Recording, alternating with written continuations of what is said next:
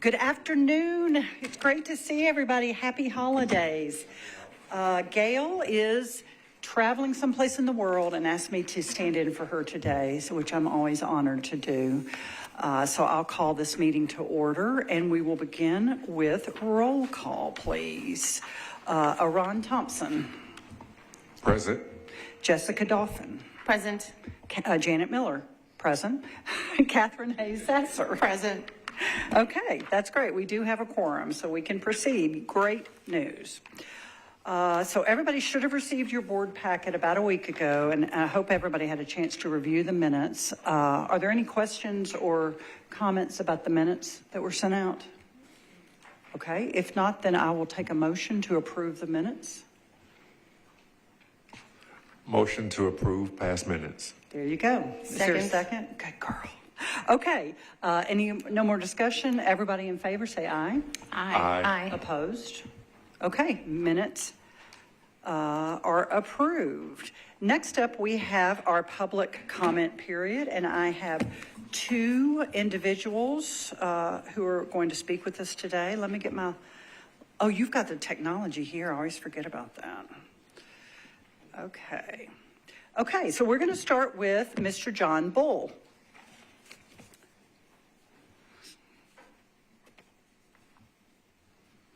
Happy holidays, Mr. Bull. Thank you. That time of year. It is that time of year, and I remind you that we have a 2-minute limit, and I'll kind of wave you as you're getting close. That's good. I see this. You got it right in front of you. Okay. On the Louisville Pike, which is pertinent to a couple of my comments. I'm delighted to see that, 13 million or so coming in from the feds. Disclosure, I've been bumped twice crossing the road since March. Oh, no. I'm a tough goat. I didn't damage either one of the pickup trucks, so we're good. But that strikes home to me personally. The other thing, the schedule changes coming up very soon. I'm delighted to see them coming into effect. I would like to see 75 and 77, the cross-down connectors, enhance as much as possible, which cuts down on waiting in traffic in hubland. That's pretty much it. Pretty much. Y'all have a happy holiday. Thank you, Mr. Bull. Same to you. Great. Next up, we have Steve. It's Ryder, correct? Yes. Welcome, Mr. Ryder. Thank you so much. Good afternoon, Madam Chair and members of the board. Steve Ryder. I just wanted to, first of all, say thank you for helping us as far as getting our unsheltered neighbors to the overflow shelter. I very much appreciate that. It's hard for people who are transit dependent to get around, and for you to help out is really a good thing. I do have some concerns regarding the future of transit in Nashville. I haven't been to a meeting for quite a while. I'm glad to see John Bull. He's definitely the man that keeps up with everything. Even saw you on the news, by the way, too. So,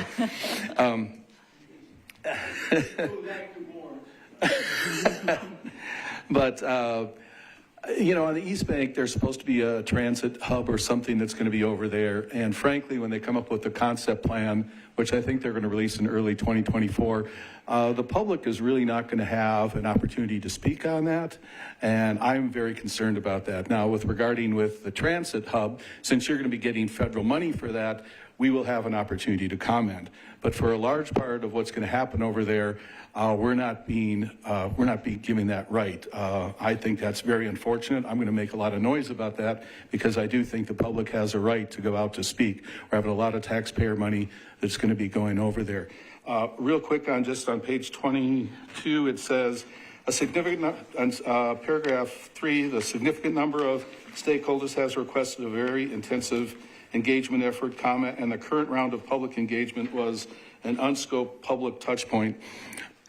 I'm a college graduate, but I don't understand what that means. So public engagement is really important to me. I think the public needs to be heard on issues.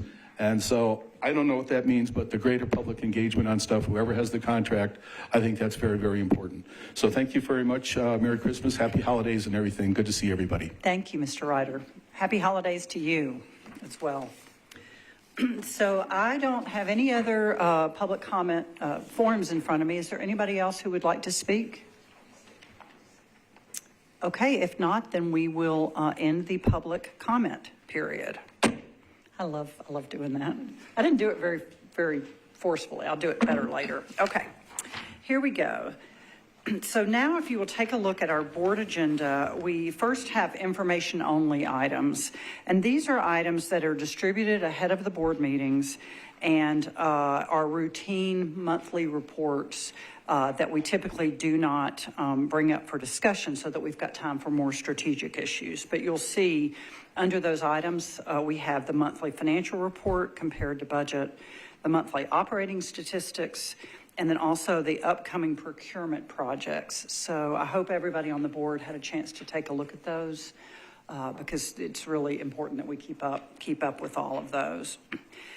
We'll move on to the consent agenda items. And as you all know, this is something we started a year or so ago so that we could focus our discussion on really strategic, important items and not take them up with routine votes. And so we've created this consent agenda. We have several items on that for today, and you can see those listed in front of us. Any board member can request to pull any item from that list. And if there's no desire to do that, then we will just take a vote on those items as they stand on the consent agenda. So are there any items on this consent agenda that anybody would like to pull down into the main agenda for discussion? No? Can we hear more about the paragraph that Ryder pulled out on page 22? If a reasonably well-educated man can understand it, I just want to make sure that we all understand it. Okay, is that appropriate? Okay, Margaret says it's appropriate. So Steve, do you want to speak to that? That was under the Connect Downtown study about the public engagement process. You want to tell us a little bit more about that? I'll punt to Felix. I think he wrote it. Okay. Oh, good. All right, Felix. Tell us what it means, Felix. Can you remind me again which? So Okay. it's the, yeah, go ahead. Page 22, 1, 2, third paragraph down, the last sentence. I mean, I think I know what it means too, but So with the Connect Downtown, the way the project was laid out had a couple of different rounds of engagement. Once the team got into it, from those meetings, more engagement was requested from different groups. The original list of stakeholders continued to grow, and as you go to one group, they request, "Hey, I'm a member of this group. We would like for you to come and do a presentation here. We will, did you include this group?" And there's so many stakeholders. So that group continued to grow and grow and grow. So a lot of that engagement continued to be requiring more of the time to be able to reach to everybody that requested a meeting. And we were not being, denying any meetings. Anybody wanted a meeting, we wanted to make sure that we reached as many as possible. So we had all the feedback that was needed for the project. So that, required additional rounds of engagement as well. And that's one of the main reasons why the additional request on the contract amendment for additional money for make sure that everything was very thorough. Okay, great. Any other questions about that? Would you like to pull that to the agenda, or are you good leaving it on consent? Okay. All right. Well, if none of the board members wish to pull those onto the agenda, I would take a motion to accept the consent agenda items as presented. I move to Catherine. accept the consent agenda items as presented. Great. Is there a second? second. Okay. Any further discussion? All in favor? Aye. Opposed? Okay. The consent agenda items pass. We're getting a lot of stuff done today. This is great. Okay, now I'm going to hand it over to our Operations and Finance Committee Chair, Ms. Jessica Dauphin, to lead this portion of our agenda. Thank you, Madam Chair. I appreciate that. It is a very exciting committee. Today, we are going to start with the escalator modernization update with Patrick Hester and facilities maintenance. This is a discussion item. I think he's going to be letting us know what's happening with that. take it away.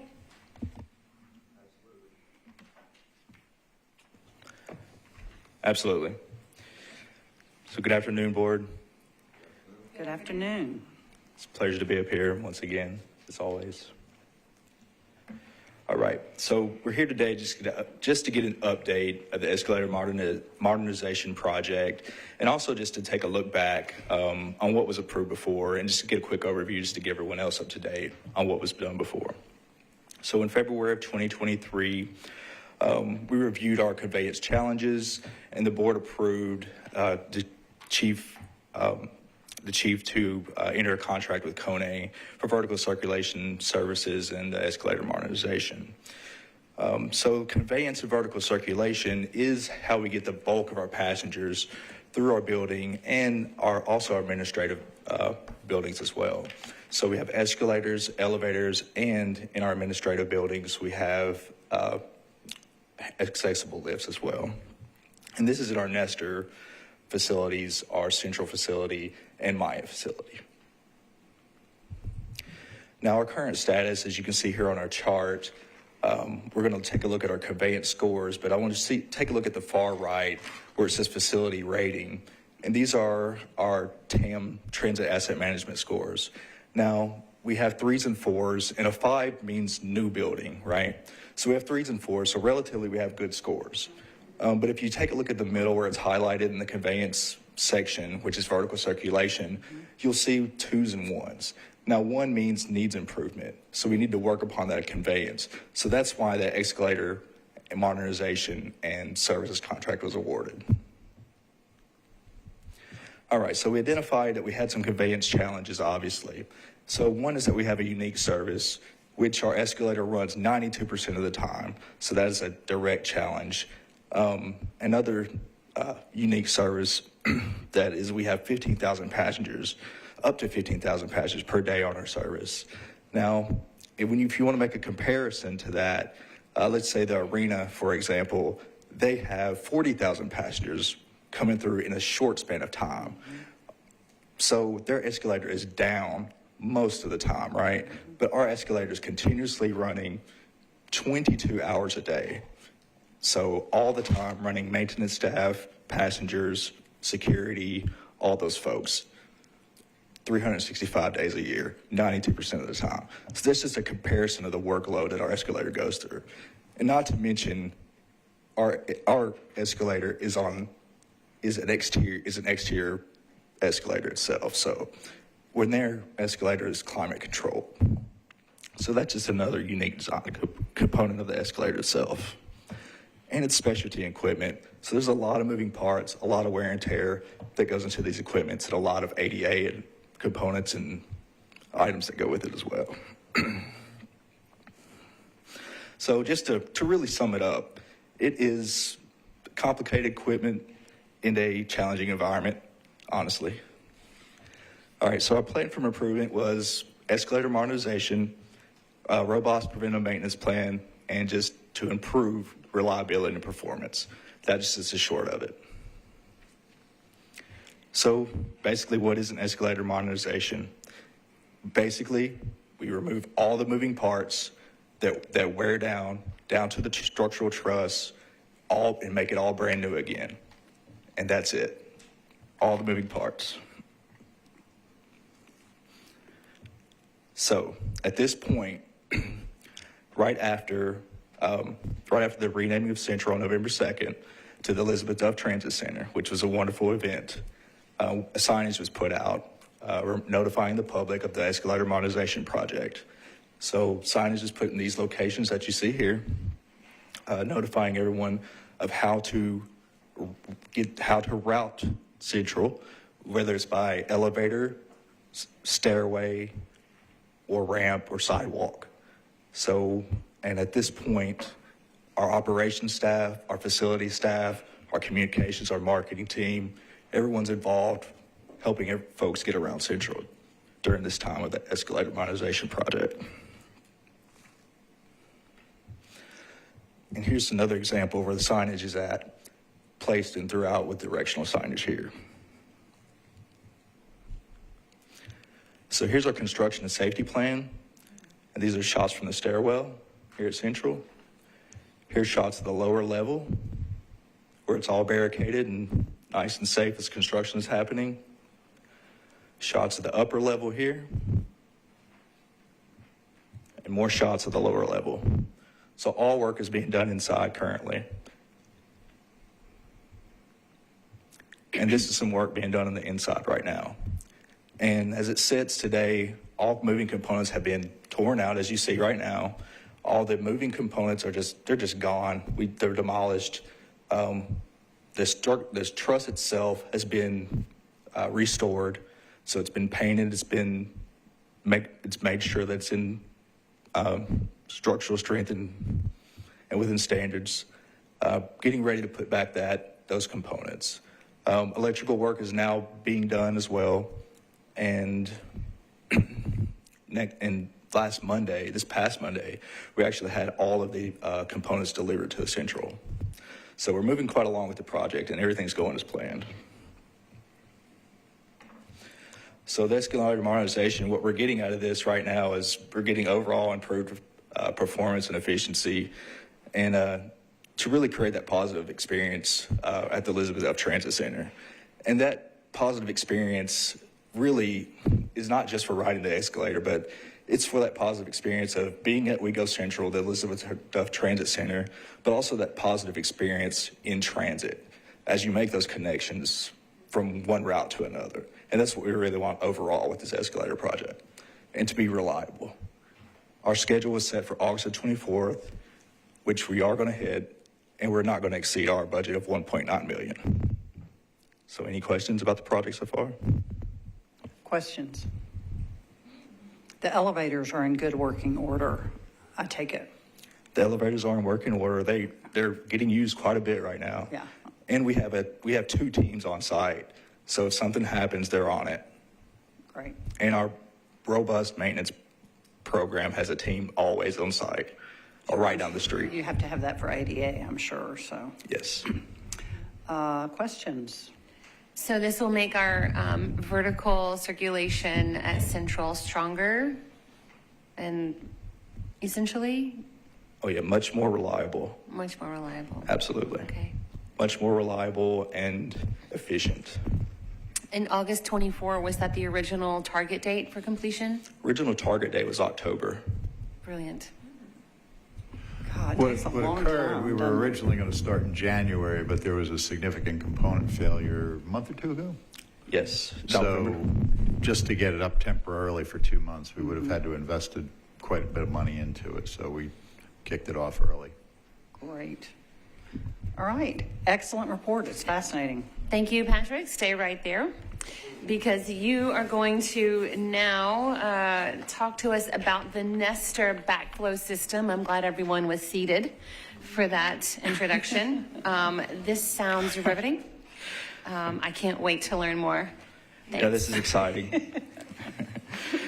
All right. So the Nestor backflow system, MA23-049. Well, first of all, it's not part of the sanitary sewer project, and it's not part of the sinkhole project. So just to make sure that we're all clear.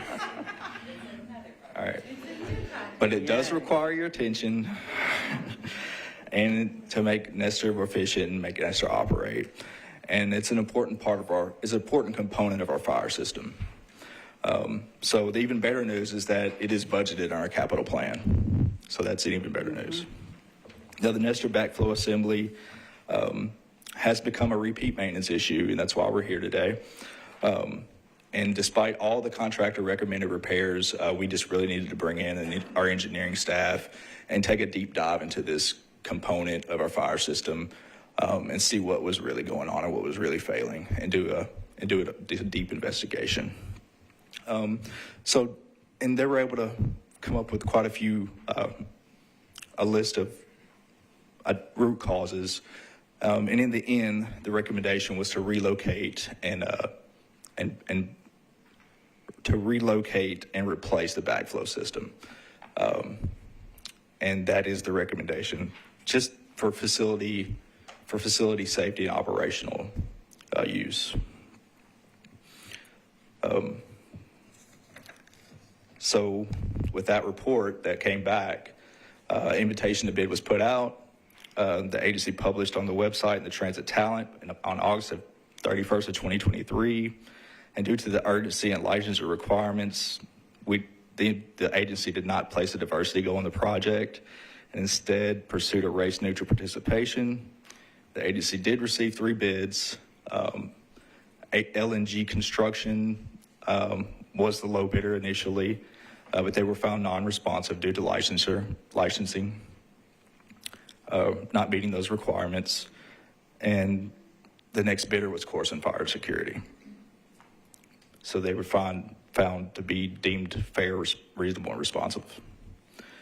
So with that, the staff requests the board to provide the chief executive officer the authority to enter into a fixed price contract with Course and Fire Security to provide fire security, fire system backflow, and plumbing system repair services for a total contract budget of $299,720, with an additional authorization of $59,944 for staff-directed changes in the event that unanticipated conditions arise.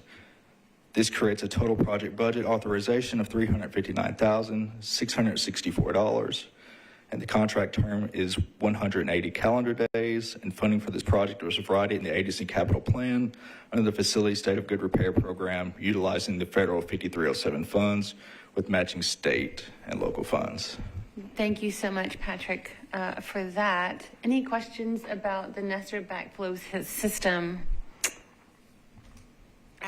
I would just say my day job does not let me use phrases like vertical circulation or learn about things like backflow systems, both of which seem very, very important to me. So thank you for the work you're doing on behalf of the entire MTA on those issues, and I was delighted to learn a little bit more about them. I appreciate that because I enjoy learning about.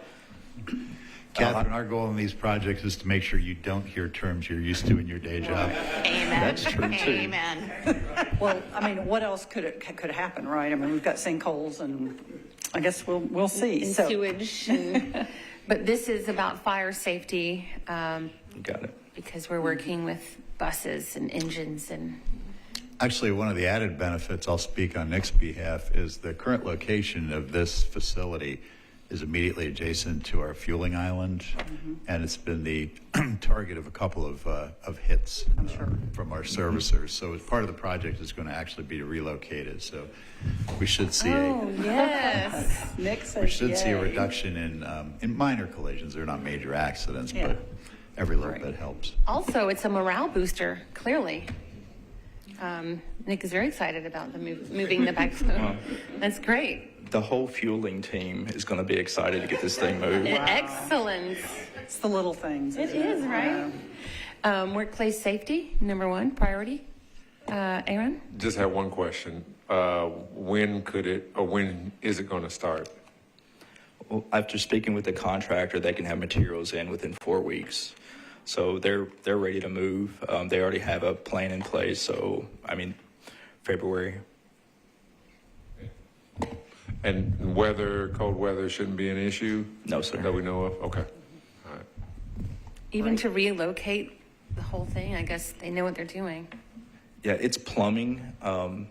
First and foremost, it's plumbing pipes and backflow. It's a fire. We need a fire licensure because it's on our fire sprinkler system. Makes sense.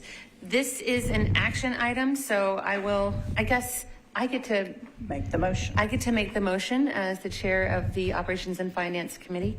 Madam Chair, this committee makes a motion to accept the recommendation from staff on MA 23049. Okay, great. Is there a second? Second. Any more discussion? Okay, all in favor, say aye. Aye. Aye. Opposed? Okay, motion passes. You get a new backflow system. Merry Christmas. That was on thank your you. list, right? That's right. Good luck, Santa. Good luck getting that down the chimney. And that concludes the business of the Operations and Finance Committee. I will hand it back to our fearless leader and chair of the day, Janet Miller. Okay, great, thank you. So we will begin the agenda for the New Initiatives and Community Engagement Committee, the NICE committee, and we're going to kick off with our favorite topic, which is budget season and getting ready for the 2025 budget. So welcome, Ed. Thank you very much. Good afternoon. We just wanted to get together. We're getting ready to kick off the budget season. Actually, internally, we already have, but just to kind of give you an update of the process for our new board members. We typically have a discussion with the board in December to get input and direction in anticipation of Metro kicking off their annual budget in early January, which will culminate ultimately into a submission to Metro Finance in early February. So we're going to take some time today basically to kind of get the board's input as to your priorities for the coming year and kind of look at what the challenges are for us.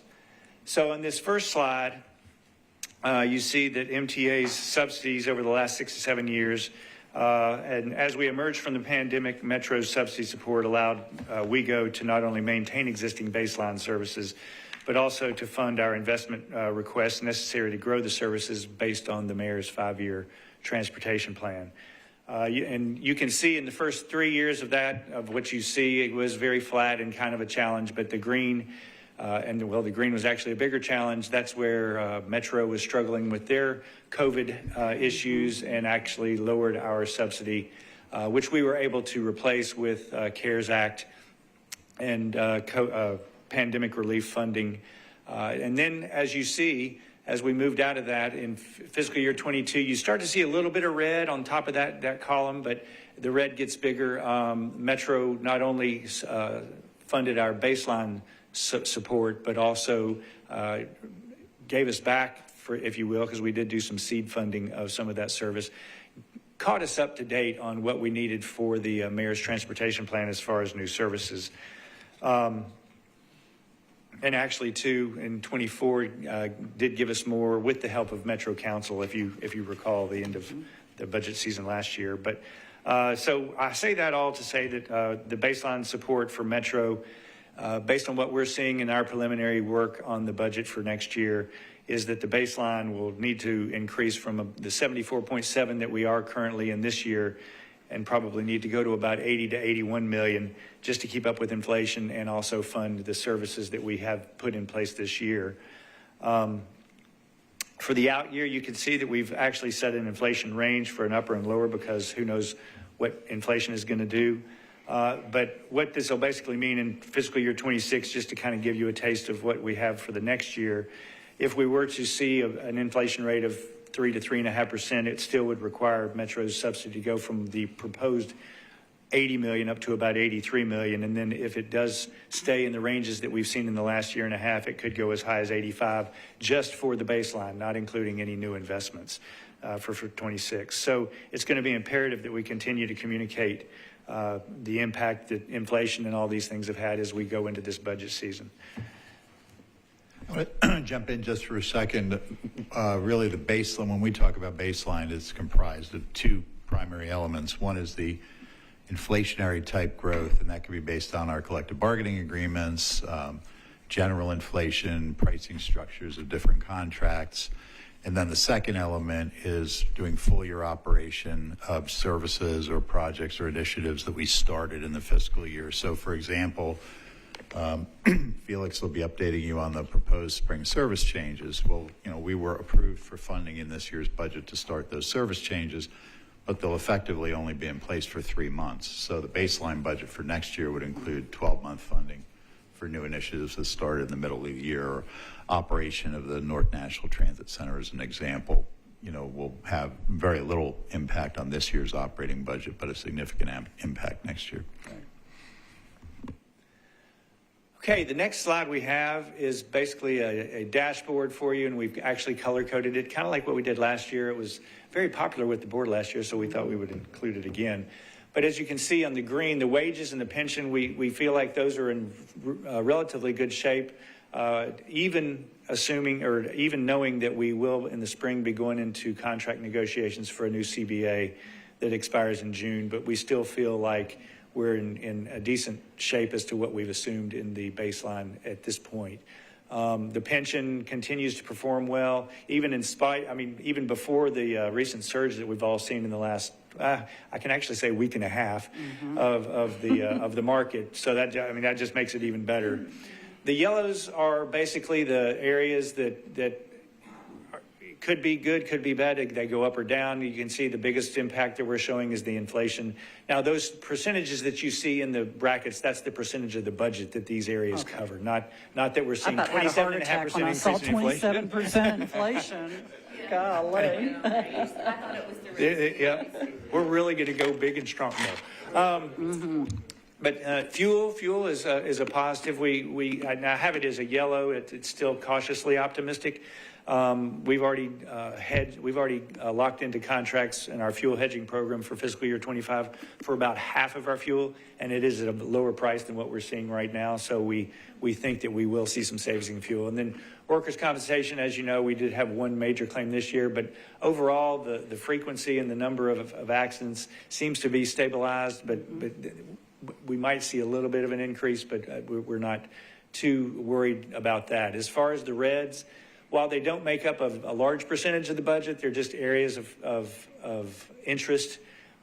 Security is probably one of our, as we already just said, is one of the most important. And we are seeing Metro Nashville Police Department and also our third-party contractor.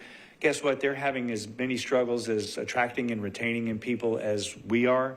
And if you will recall, in the contract negotiations that we did for the last CBA, we actually increased starting pay 25%. So we kind of jumped ahead of the game before what we saw as the impacts from COVID. But we're seeing that from those two. So we do see a larger than normal increase, as well as contract maintenance, our software support from Trapeze and others. We are seeing some increases that are a little larger than normal, but again, these are small percentages of the budget, but they do impact it as in total. And then contracted transportation, as we said last year, again, our primary objective is to make sure that our buses get out on time and that we have a full set of service out on the road. And our access ride service kind of falls behind that. And what we anticipated this year and are seeing and continue to see as we try to get to full employment, we anticipate that we will still continue to kind of move some of our services for access ride or WeGo Access over into the contracted services and the overflow service providers. And then casualty, as always, after what happened last year, we were fortunate last year. I know Janet had the question. It's just incredible that we saw such a decrease in our liability that covered the increase in our coverage of our vehicles. I'm just anticipating some increase in that as an industry as a whole. So that basically is where we are as far as the expenses go. And any equipment purchases go into the capital spending plan, right? Correct. Okay. Correct. That would go in and then would show up as depreciation as we go through the year. So let me just move to the last slide. The last slide is the new initiatives, and Steve's actually kind of covered these in his interjection there. We're basically going to see a full year of the Ernest Rip Patton North Nashville. It's going to open in the spring, but we'll see a full year of expenses hitting in the fiscal year 25 budget. We're going to continue on our expansion of passenger waiting shelter program. We're not going to slow that down in any way, shape, or form, and keeping that going. And then, as Steve said, we're doing a lot of service in the spring that we're only going to see 3 months worth of that impact in fiscal year 24, and we'll see the full year in 25. And then the last one, which is where Steve's going to kind of take over here. The strategy, as Steve said, it's kind of two-tiered. We have our baseline budget that we submit to Metro, and then we also have an investment piece that goes into what we're going to do for additional service expansion. And I'm going to let Steve take over from here, unless there's questions on what we've covered up to this point. Any questions for Ed? Okay. We'll keep going. Can you go back to that last slide, Ed? Yes, sir. I just want to touch on a couple things.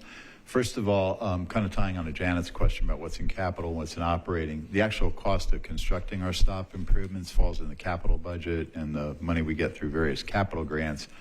But once we hit certain threshold, you all have heard from Denise Nicolosi in the past. She runs our stop and shelter maintenance program.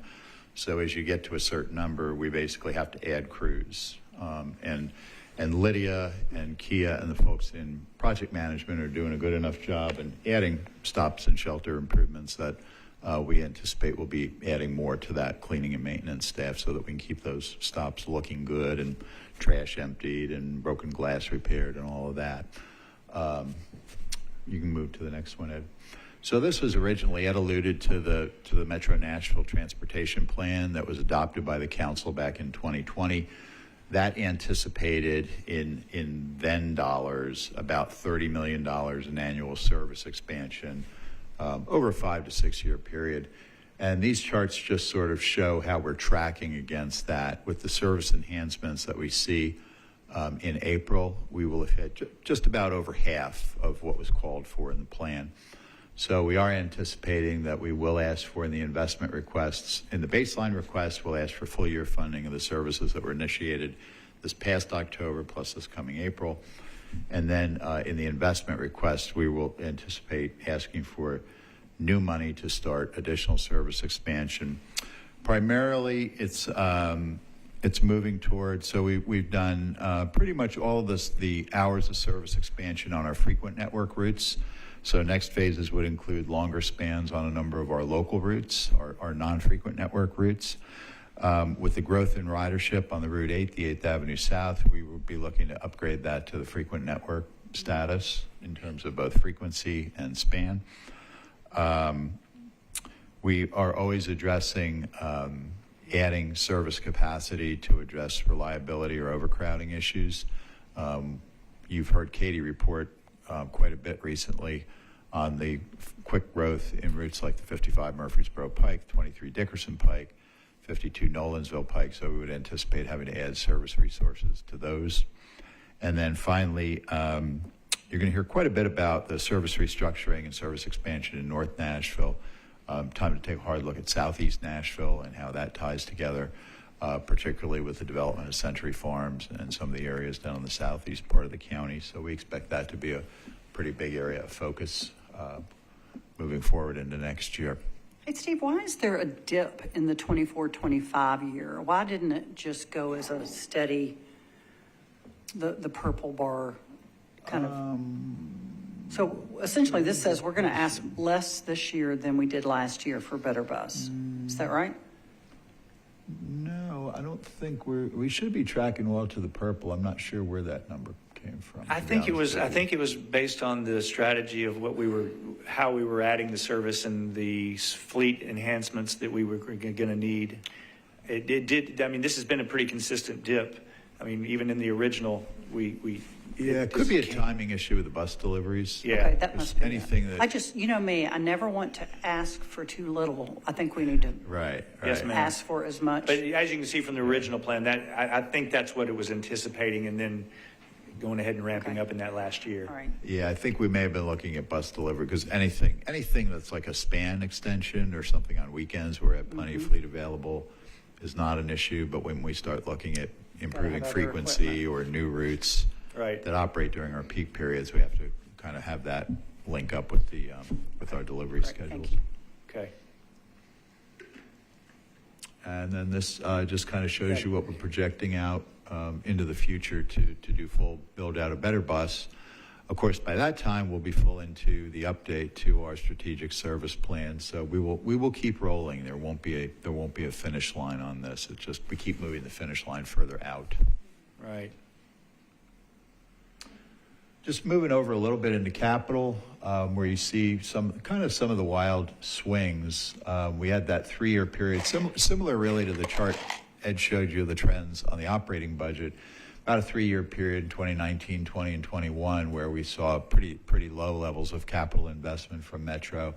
Those jumped back up in 22 and 23, where we essentially got what we asked for in terms of capital. And the two lines that are set there, the targets we really set, the lower level line at about $20 million is basically our state of good repair requirements. So that's predominantly going to be capital money we need to match available state and federal grants. Our fleet replacement program for non-revenue fleet, our service vehicles, our big buses and our access vehicles, and some of the facility state of good repair projects that Patrick alluded to. The higher level number there in about the $31-32 million range would be a good annual target to deliver on the expansion projects that are included in the city transportation plan for public transportation. So you can see that we're kind of falling a little bit short of that at the moment. And that, again, Janet, ties back into, we did in last year's capital spending plan, we did get funding allocated for Metro for fleet expansion. So a number of the buses we'll see delivered in the spring will be for expanded service, but we're going to have to keep that trend going. And 2024 is showing as preliminary that $12.2 million was sort of that unusual circumstance when Governor Cooper, wrong level of government, Mayor Cooper, toward the end of his term, allocated some one-time funding, including $12.2 million for us to begin advancing the Murfreesboro Pike Corridor project. So there's still potential that there would be an additional capital spending plan. I know we've been back and forth with Metro Finance and the mayor's office on project priorities. That has not yet been announced, so we can't commit to anything yet until we know what the status of that is. And it's been. And when will that be? That's a good question. Hopefully soon. Hopefully soon. And again, these are our projected capital needs based on the 2020 Metro Nashville Transportation Plan. And you can see the huge spikes over the next couple of years. Largely, those spikes are for a couple particular projects, including Murfreesboro Pike, with the idea that, a large-scale capital investment, likely BRT, but some form of high-capacity transit, emerges from our planning and development process on that pike. So that's where I suspect you're going to hear a lot of conversation in the upcoming year. I think that pretty well wraps up sort of the current state of affairs, which Questions? could change Tomorrow. quickly. I know. Yep. Questions? What's the supply chain situation? I mean, we went through this period for the new board members where it didn't matter if you had all the money in the world, you just couldn't get the buses. So how's that looking? It's improving. Small buses were our major choke point, and I think I saw, Carl, we're still scheduled for 40 to be delivered. We put 8 in service in the last week or two, 8 new ones.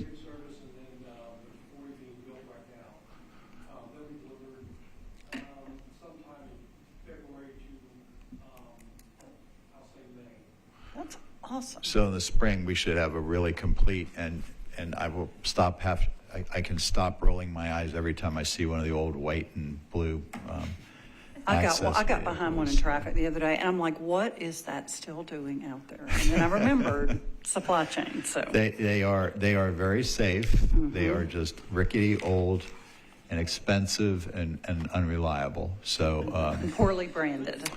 yes, and the wrong color. So yeah, we're anxiously awaiting those. But I think you're seeing some improvement also on the service type vehicles as well. Is that accurate?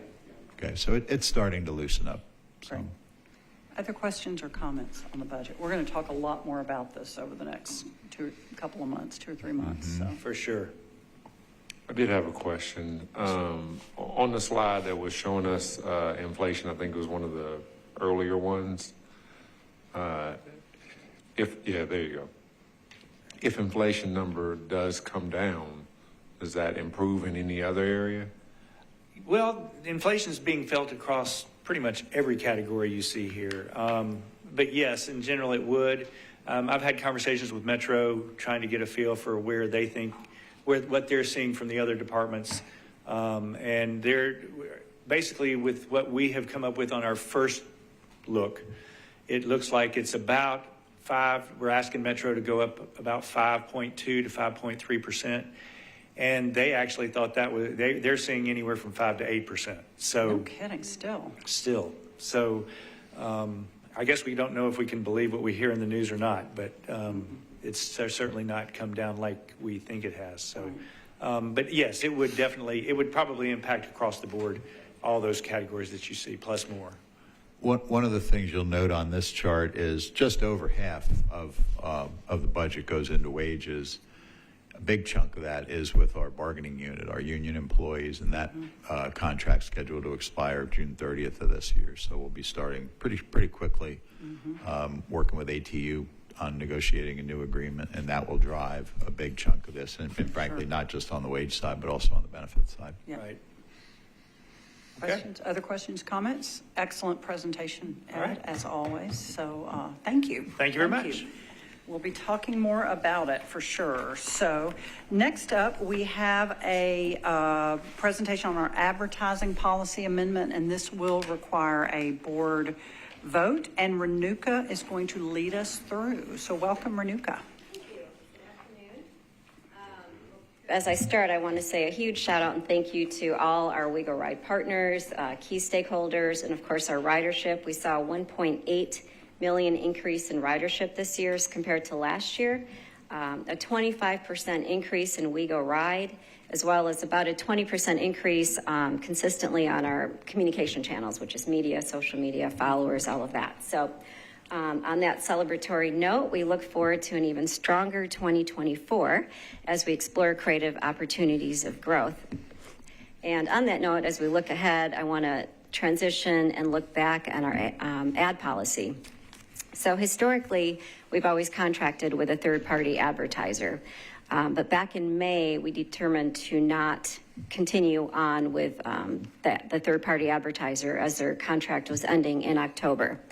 So as a result, we are now at a place where that ad policy before you, we've got some recommendations we would like to make. The primary recommendation is to maintain editorial control on all of our assets. By doing that, we'll continue to build brand equity and meet the needs of the 20-some thousand folks who gave their feedback in the In Motion plan. And as we do this, as far as current advertising contracts, their contracts will run through their expiration date, but then we will not allow for any renewals after that. So essentially what we want to do is continue to control the narrative on our assets as we move toward more of a partnership business model. So as we revise our business model, we're going to utilize what we're calling a community impact partnership program. And through that, we're going to explore creative opportunities of growth with different businesses, organizations across the city. So I also, as I thanked our riders and key partners and stakeholders as I kicked off, I want to thank Margaret for her patience and help in revising this ad policy, and I seek approval from the board. Backstory for kind of our newer members. We've had a lot of discussion about advertising because it doesn't generate a huge amount of revenue, and it's a massive impact on our brand. And so we've had a lot of conversations about the trade-off between the revenue and just, an advertising policy where, within bounds, a lot of different kinds of companies could advertise. And so we have adopted some changes, and we also have had a lot of discussions about safety issues, because if you think about these buses, the gorilla ads, right, that cover everything, it's a safety issue because you can't see into the buses, or so we've had a lot of conversations about that. So that's what got us to this place of this current policy. And the partnership model to me is really cool. So you'll see a bus going down and it'll have a recruiting ad for the Metro Police Department, or something that is a real partnership that can help lift up other parts of Metro governments and those kinds of things. And Madam Chair, I will also add that we did take this into account in the preparation for the fiscal year 25 budget. We have lowered the advertising to Renuka's point, letting the current contracts run out. We will have that in the budget, so it has been accounted for. Okay, that's great. Great. So that's kind of the backstory on the whole thing. And I'm sure that the board members had a chance, hopefully, to review this policy that's on the next page. So with that, are there questions about it? We do need to have a motion that I will make as the committee chair to approve the policy, but I want to be sure we talk about it if anybody has questions. No, I just want to commend you on a lot of work on revising this and creating this policy. I like that we're going to maintain control over the editorial content and become a real great foundational partner with other city departments and organizations and businesses that really want to lift up our communities. So thanks for that. I would just add a couple points too, and kind of dovetailing on what Janet had to say. It's kind of been a natural evolution that started with the in-motion plan and the board's adoption of that, and perceptions of the community and the image of public transportation and the rider experience. Kind of went through our whole rebranding discussion. So we made a lot of revisions in the ad policy when we did the rebranding, including removing the sign ads and partial wraps, so only allowing full wraps, you know, in that type of product, reducing window coverage. This would eliminate all window coverage, to Janet's point about safety. And the target is, you know, there will be a transition period as both our staff and frankly the community kind of get used to this new approach. But the expectation is we will rebuild back to the revenue levels that we saw under the prior program. And folks like Rick Rodriguez, who's doing a tremendous job with the We Go Ride program, will have, you know, additional value added to his approaches with the corporate community or the nonprofit community, you know, to build on that. And whether that's packaging, messaging with We Go Ride or service guarantees or that type of thing, we think there's a lot of opportunity long term, you know, once we get this thing off the ground and kind of into traction. Yeah, I was just going to ask Renuka, you mentioned the community partnership. You had a cool name for it, and I just wanted to write it down. So Oh, yeah, that was Community it. Impact Partnership Program. CIP is the acronym.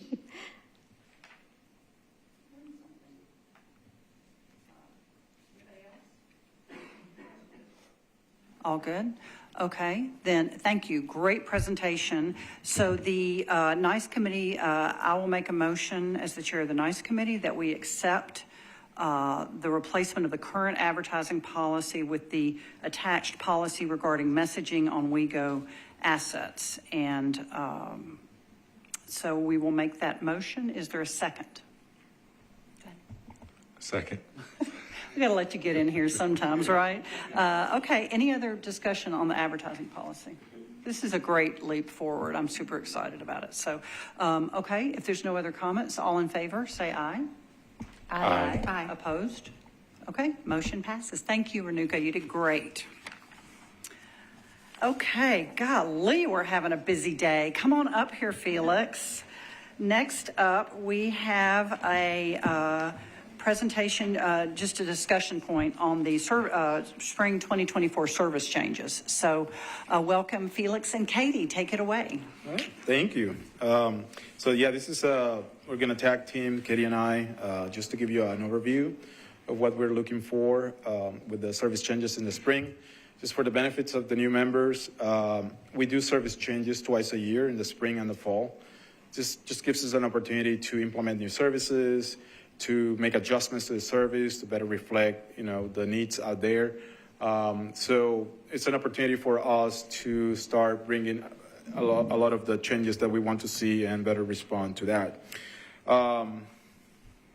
So for the spring, we are focusing on changes to the routes in the North Nashville area of town. And the reason for this being that the opening of the Dr. Ernest Reed Patton Jr. North Nashville Transit Center is scheduled to take place in the spring. So we saw this as an opportunity for us to give an in-depth look at the routes that are going to be serving the center, but also that operate in the vicinity. Some of these routes have been in place for decades without any changes, and we know that there's been a lot of changes happening in the city, and so we saw this as an opportunity to reflect the service that we would like to see service in this facility as well. In terms of the facility, I'm sorry, and I don't want to forget to mention that even though the service changes are targeted for the spring, they won't happen at the same time as the opening of the facility. So you will see service changes taking place before the opening of the facility. It'll be several weeks before the facility opens. but at least the service will be in place, and by the time the facility opens, it'll be a matter of transitioning how the buses will enter and exit the facility at that point. Look at that pretty facility. So the center offers a good opportunity for us to improve service connections. We know that a lot of the emphasis that we've been putting with the development of transit centers is decentralizing the service from everything going to downtown to the Wego Central facility. So this is an opportunity for additional connections. It's going to provide improvements for better access. Riders can go to this facility, connect to routes that are going to go to other places, to East Nashville, or some of the connector routes, cross towns that will serve Midtown and areas south of downtown. So that's an opportunity for that. But also to improve the travel time, increase opportunities for access to jobs and other opportunities. This is going to be critical to this.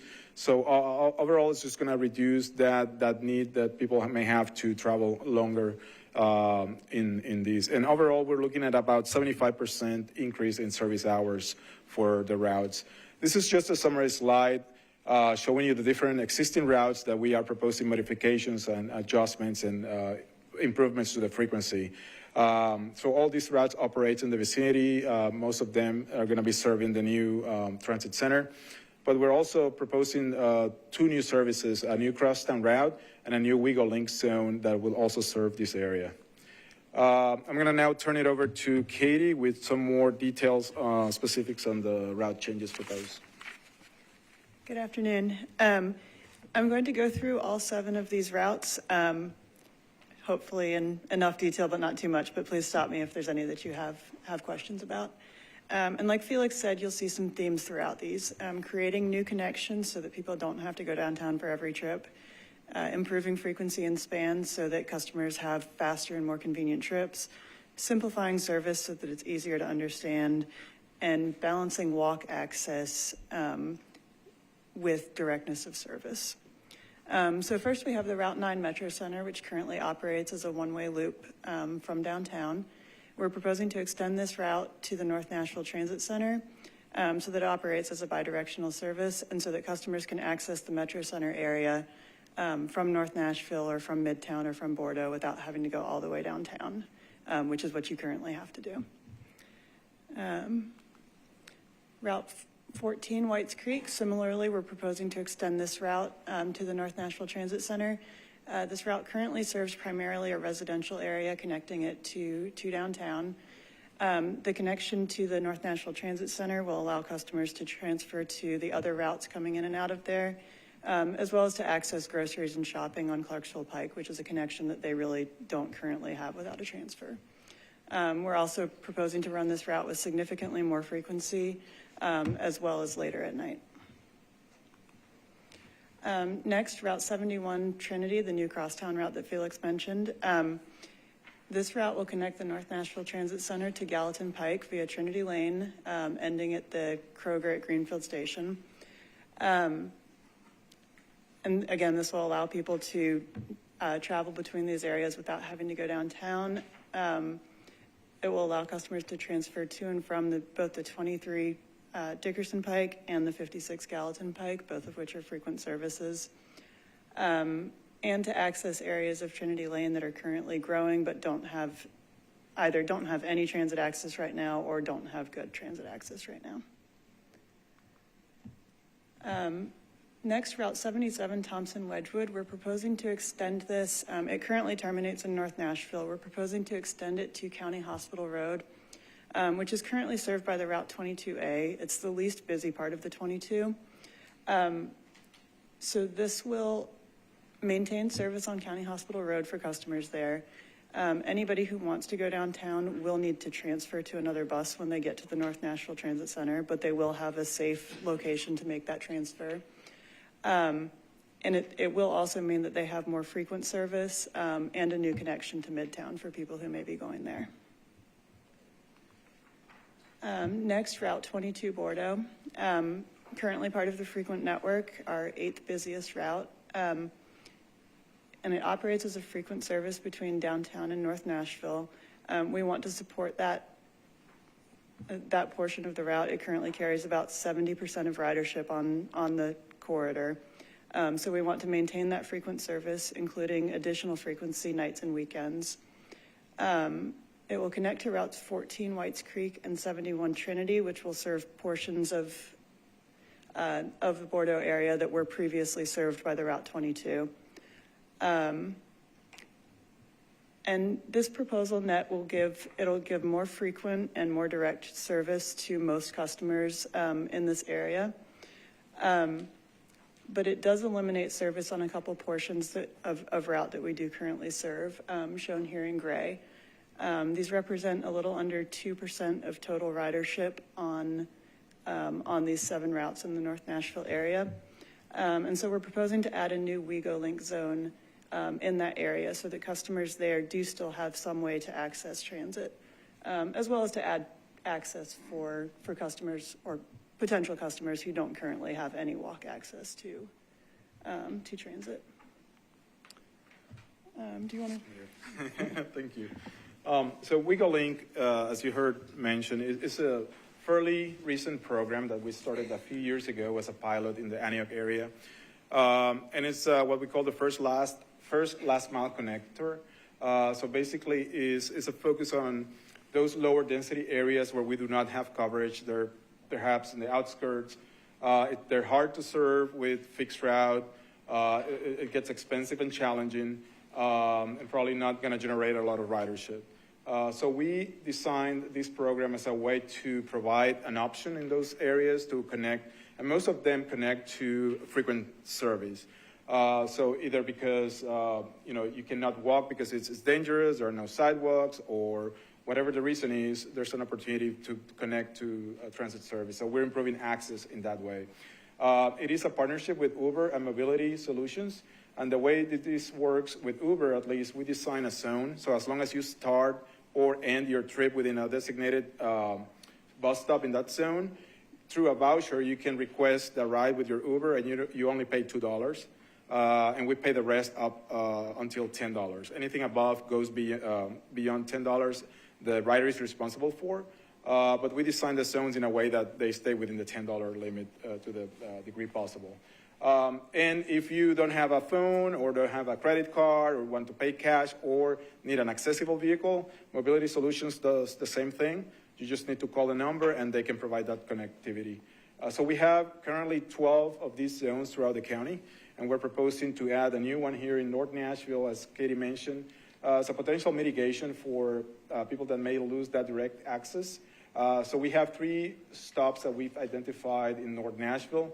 One is at the transit center, so you see all the different routes that they will be able to connect to.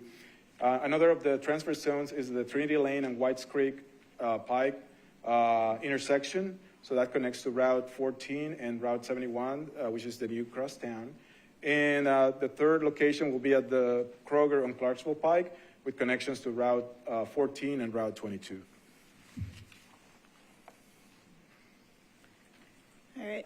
Next, we have Route 41 Golden Valley. This currently operates as a very limited, very confusing service. It operates different directions in the morning and afternoon. It operates express one direction, local the other direction, et cetera. So we are proposing to make this service much more consistent and easier to understand. It will operate in the same direction on the same route all day long from 6 a.m. to 6 p.m. Our main objectives here are to provide access to jobs, particularly a FedEx and UPS facility that we know we have customers currently walking to from the 14, which is a pretty significant distance on a pretty bad road, as well as industrial sites on Brick Church Pike. We're also proposing to have it connect to Gallatin Pike via Cleveland and Eastland instead of traveling directly to Central. And this is because the majority of the density along this route already has a direct connection to downtown via the Route 14. So creating a new connection there over to Dickerson as well as to Gallatin. Next, Route 42, St. Cecilia, Cumberland, currently operates as a one-way loop all day. Around 2/3 of the ridership on this route is on the northern portion of it. And we're proposing to discontinue service on the south portion of the route so that we can offer more direct and more frequent service on the north portion of the route as an out and back service. You can see here that there are several routes operating in close proximity to the south part of the Route 42 here, including the 75, the 22, and the 29, and the 77. And of those, the 22, 75, and 77 will all be getting additional frequency with these service changes. We're also proposing to improve frequency on this route to operate every 30 minutes during the day. Route 75 Midtown currently operates every 45 minutes as a crosstown service. Every 45 minutes is not often enough that for most trips, it's faster to just take the 22 downtown, transfer to the 3, and go to Midtown if you're going from North Nashville to Midtown. So we're proposing some pretty significant frequency improvements on this route so that for a lot of trips, it does become a faster option going from North Nashville to Midtown, or for example, from Murfreesboro Road to Midtown. We're also proposing to discontinue the portion of the route that extends to Hermitage Avenue. It primarily goes there so that there's a restroom and break facility for operators, which we will have when the North Nashville Transit Center opens, and to extend span on this route until 11 p.m. Next, we have Route 77, Thompson-Wedgwood. Again, we're proposing to improve frequency on this route to operate every 30 minutes peak, every 45 minutes off-peak, so that trips on this route are faster and more convenient for customers either accessing destinations on this route or transferring between routes using it as a crosstown service. And lastly, we have Route 70 Bellevue, which we actually this one is not in the North Nashville area. We started this as a pilot in August of 2023 to coincide with the start of the new school year to serve the James Lawson High School. We're not proposing any major changes to this service. It's been in operation since August.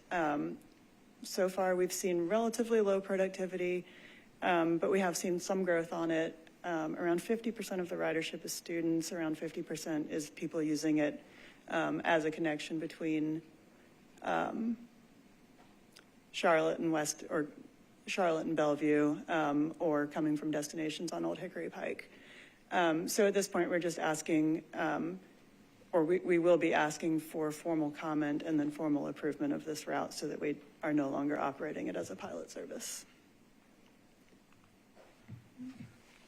So I'm sure you remember all that. There will be a test in January. But because of the magnitude of the changes and the number of routes involved, we've been very intentional about making sure that we cover different aspects with our outreach.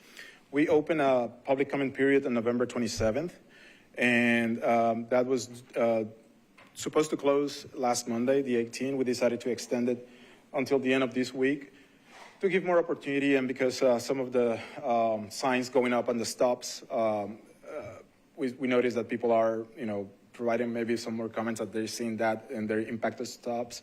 So just to give a little bit more time. We had 4 public meetings too at the Magruder Family Resource Center, which is adjacent to the North Nashville Transit Center site. We had a virtual meeting, and we also had another in-person meeting at the Trinity Community Commons on Trinity Lane. That was a request from Council Member Sean Parker. We started this process in the summer, surveying riders, trying to understand how they were using the system, so it would give us a better idea on how to start drafting a proposal. We put what we call a story map. It's a geographic information system, GIS-based map showing detailed information about the routes, and you see the before and after of the proposed changes, just to allow people to better explore what that looks like. We also had a partnership with a local nonprofit called Dream Streets. North Nashville is one of the areas that they operate, and they have a mobile food event where they provide food for the community. We participated in a few of those. We were able to connect with different riders through those events. We also did engagement at Central, at the base where the different routes that are impacted are, just to be able to show the maps and talk to the riders about it. So that's where we've been, and where we go from here, we have already started reviewing the feedback that we've been receiving through the comments.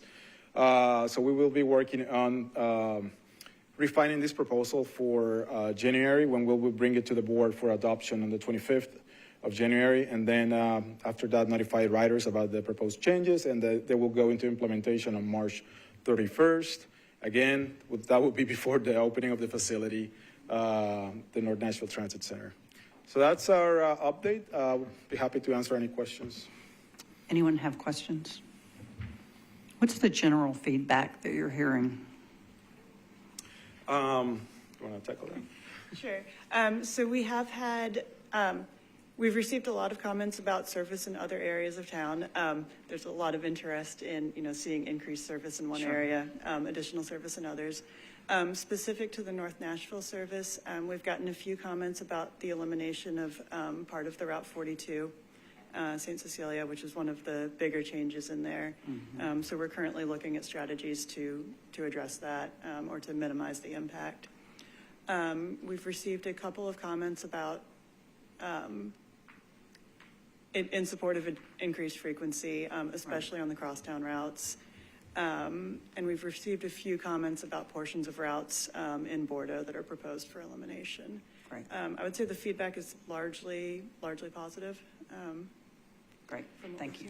Yeah, absolutely. But we're still trying to be sensitive to those that may be impacted negatively by this and look at potential mitigation options. Great. Questions, comments? Yeah, that's a lot of changes, so I appreciate you walking us through that in as much detail as you did. So some of them, along with probably what your comments, what you're hearing, I applaud most of them. There's always a little trepidation when you cut service or realign a route. It makes people nervous. But I think I appreciate that you're working with those comments and being sensitive to that. Because if folks are relying on that one bus to get them to their job or to the healthcare or whatever they need, making sure that we don't take that away from them is important. So I appreciate all of your work. It's so much public engagement. Good for you. Thank you for doing all that. If I can dovetail on that, a lot of what we look at in those comments is, are people objecting to just something different, or is there an actual loss? Katie alluded to the fact that in the southern end of the 42, that there are, you have the 75, 77, 29 in close 22 in close proximity, and we see a lot of that out of our fare box data, where essentially the same quick ticket card is being used on routes interchangeably. So part of what we're looking at with the south end of the 42 is, okay, with that specific person, that specific location. And we've done this in other changes, that we have in the past when we've either done route eliminations or significant reroutes. What are that person's alternatives? And if we explain that to them, does that take the issue away? So that's kind of a process that we're going through. Great. I appreciate that very much. I want to take a look at them because I'm just interested to see how many schools are are there going to be more schools with access to those bus routes now, the new ones, or just some thoughts I had. Welcome to the ADHD brain. Like elementary and Middle school and high school. I don't know that, because the only real new coverage area is Trinity Lane. I'm not aware of any kind of along Trinity, but you're likely, with some of the changes in connections, you'll likely have quicker trips for some of the schools. For some of the magnets in particular, you'll have different connection alternatives that you don't currently have. There is a middle school on the 42. We did receive a couple comments requesting that we maintain service there, which we are. Right. That is a very complex, detailed report, so thank you both. Thank you so much for it. So, Felix, you're not going anywhere. You stay right where you are. So, okay, we've got two other action items on the agenda, and the first is the Multimodal Mobility Master Plan MOU approval. So, take it away. That's right. I know, it's Multimodal Mobility Master Memorandum. So you've heard reference to the InMotion plan several times in this meeting. InMotion has been our guide for all the improvements that we've been working on through the last few years, from the transit centers to the better bus plan and all those service improvements. So it has served us well, but the plan was adopted in 2016, and those plans need to be updated regularly. And last 7 years since the adoption have not been your regular years. We've seen a lot of rapid growth in the city. We've seen a pandemic. So those things have had impacts on how people ride and how they use the service.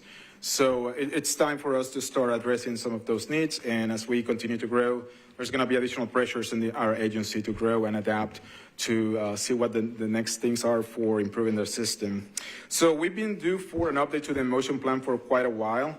And as we were gearing up for these, we in conversations with the Nashville Department of Transportation, which is recently created a few years ago, one of the first things that they want to do was to create a multimodal mobility master plan.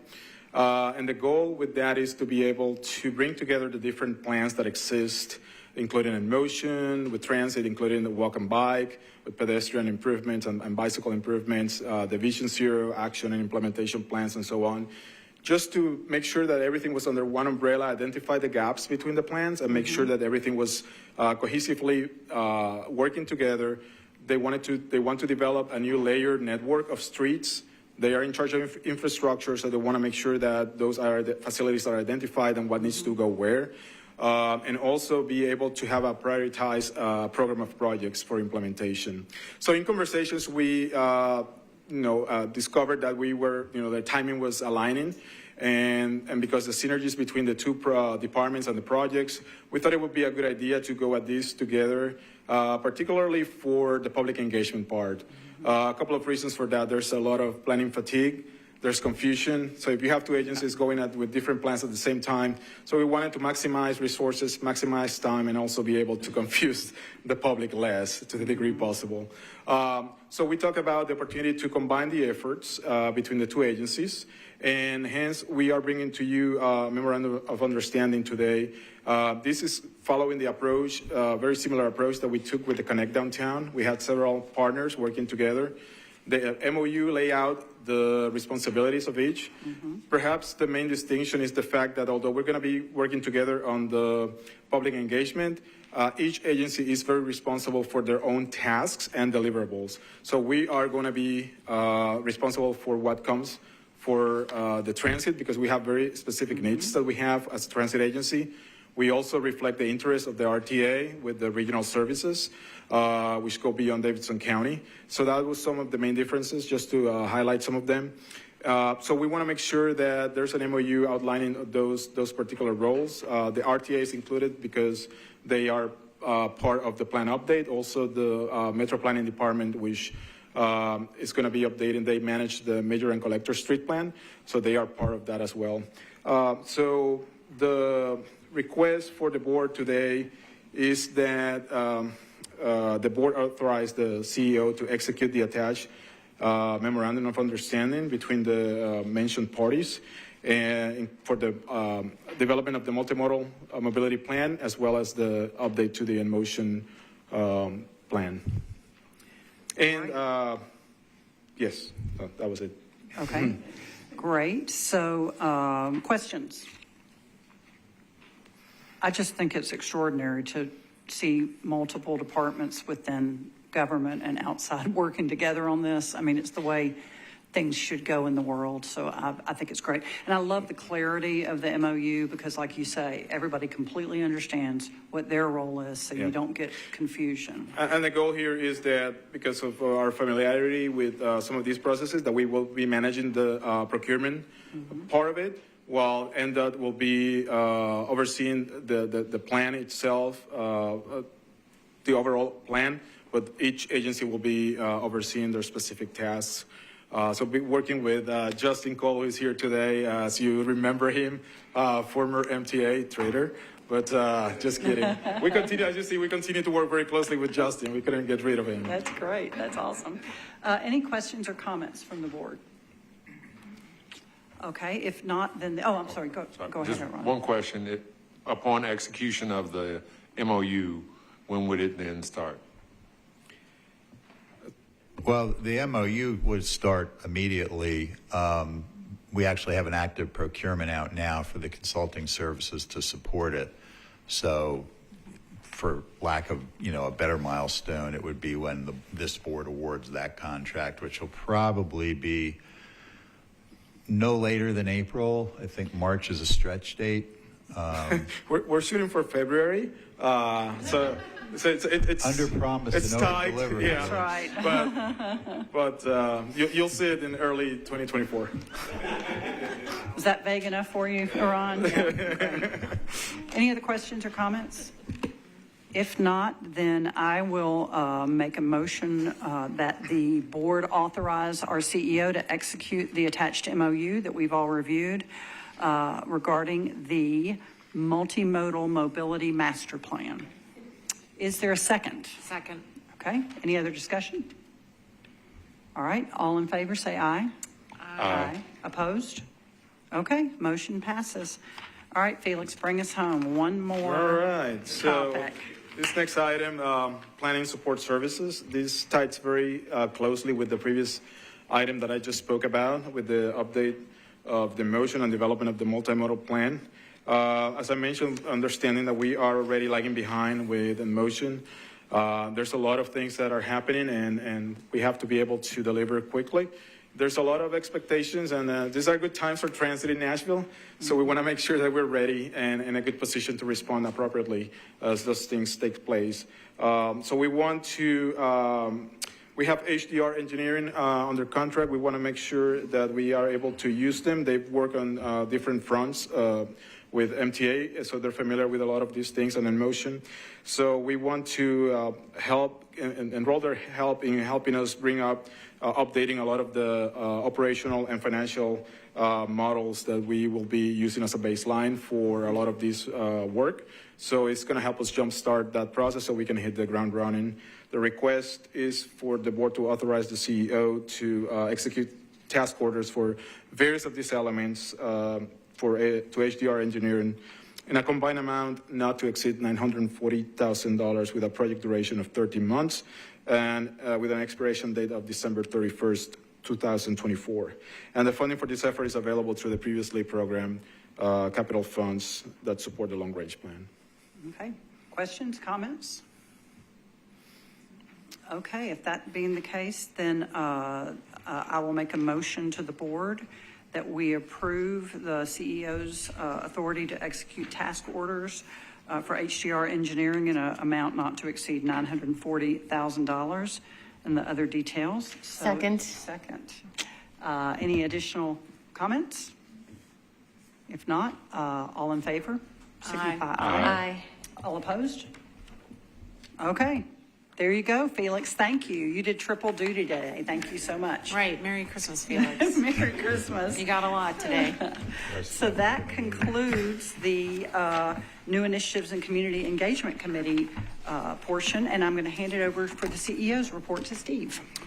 Thank you, Madam Chair, for a day. So first of all, you heard a lot from Felix and Katie today, and I really want to acknowledge and thank them and their staffs for their efforts. You know, we knew some time ago when we were planning for the new transit center in North Nashville that we could go one of two ways. We could basically have a beautiful new facility and just keep doing business as usual. Nobody would complain about that. Oh, this is a nice building. They really took it upon themselves to take a fundamental examination of our markets and the changing nature of that neighborhood and the opportunities really that a network of these type of centers around the county could do. So really need to give them kudos. Really, it was only the other day when they kind of dry ran this presentation with me. I'm like, that's a lot of stuff. How did you get that all done in this amount of time? So big, I see Robert's here. Philip, I know, was involved. Folks on Katie's staff, Chelsea. So thank you all so much for what you did with this. And I'll remember it when people are yelling at me about, will you move the bus a block or what have you. So I do appreciate it.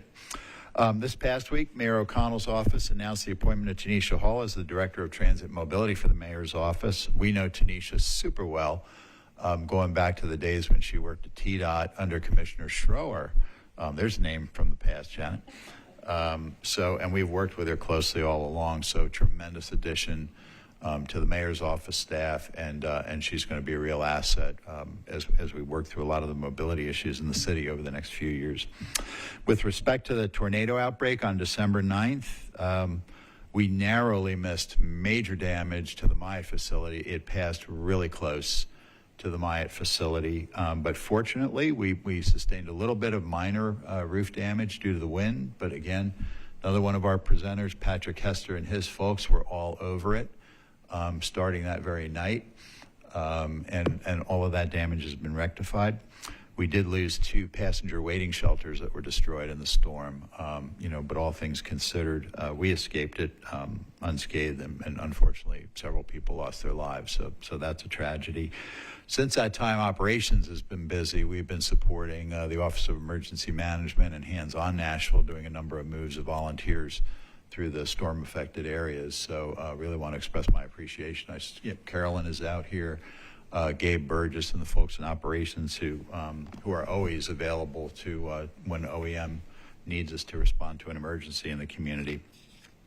Following up, our mid-year budget review that Ed and I did with Metro Finance staff, there's been a fair amount of turnover of finance staff who work with us, getting familiar with transit. So we invited them, and they took advantage of the opportunity to tour some of our facilities. So first up, we took them out to Nestor, where they learned firsthand about West Side Sewer Project, Sinkhole Project, Backflow Project, and we took them as close as is prudent to the rapidly eroding riverbank behind the building. So all really important. They showed a lot of interest, asked a lot of terrific questions, and I always think those sorts of tours, always bear benefits if you're just looking at spreadsheets and that type of thing. It's really hard to connect with, why are we giving you all this money again? So that was really terrific. Speaking of that, I kind of brought it up earlier. We've been back and forth with Metro Finance Planning in the mayor's office on a potential capital spending plan initiative by the city and what our priorities and our needs are again. And Janet, I'm channeling you and saying, we always ask for as much as we can, and then a little bit more. So that's what we're shooting for.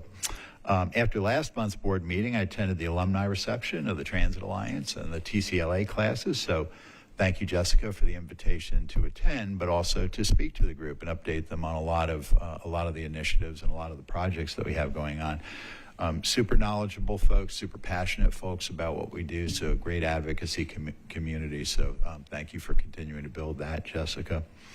On November 21st, I attended the public release of the mayor's transition team's reports. Dr. Alex reported on behalf of the How We Move Committee, the Mobility Committee, which laid out a number of specific recommendations that everyone can take a look at on the website.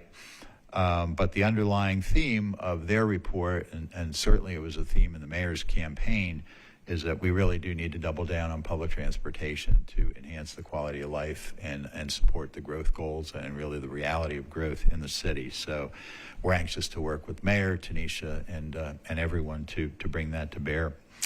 Continue to see terrific growth in the penetration of our quick ticket products. You recall back in October, we ceased using our magnetic media, and that is taking effect. Just to give you a little bit of a snippet, in November of 2022, cash transactions made up 44% of all of our fare transactions. In November 2023, cash transactions made up 14% of all of our transactions. So I want to give credit to Dan Freudberg, Brian Williams, folks in operations, marketing, communications. Carolyn, I think I speak for the operators. We just need to get it down to 0% cash transactions, and that would be awesome. So this past month, you may have seen the announcement. I know I talked to each of you about it. We were super pleased. Everyone was super pleased. They were offered. I was super pleased they accepted promotions to Lydia Benda, who is now our Director of Engineering, Construction, and Project Management. And Kia Lewis, you always see her bright smiling face updating you on the North Nashville Transit Center project, to Senior Project Manager.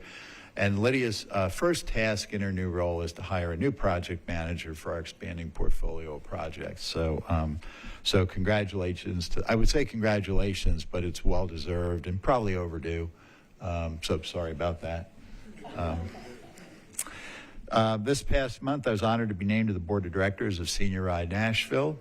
Senior Ride Nashville is a nonprofit that supports the independent of older adults in Davidson County and strives to do it in surrounding counties as well.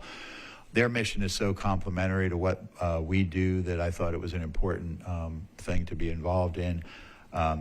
Plus, their CEO, in my opinion, is a rock star. Carrie is a rock star. So anything I can do to support Carrie is super, super beneficial, I think. This month, we held our holiday staff lunches and dinners at the Nestor Central and Myatt facilities. A lot of fun, great opportunity to see so many of our employees who work so hard through the course of the year.